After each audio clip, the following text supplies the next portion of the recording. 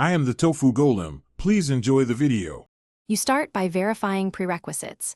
Terminal v2. One installed, correct permissions, and a project backup. Do this now. Once done, open the project folder in Terminal and run the diagnostic command, terminal check, to capture error codes and state. Make sure to copy any failing config lines to a temporary file for reference. This speeds repairs. You will use those outputs in the next step to target changes precisely, so don't skip the diagnostic or the backup.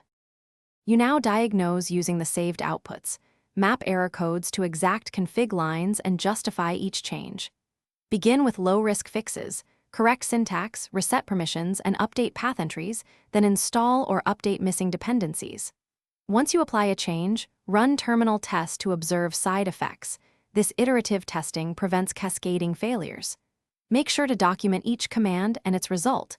This creates a rollback plan. If a fix introduces new errors, you finish by running a full validation, terminal validate, and confirm a green status before committing changes.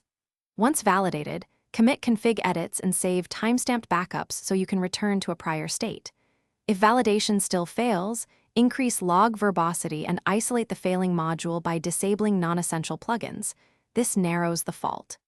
As a key troubleshooting tip, reproduce the issue in a clean environment. If it disappears, the problem was local configuration, not the terminal itself.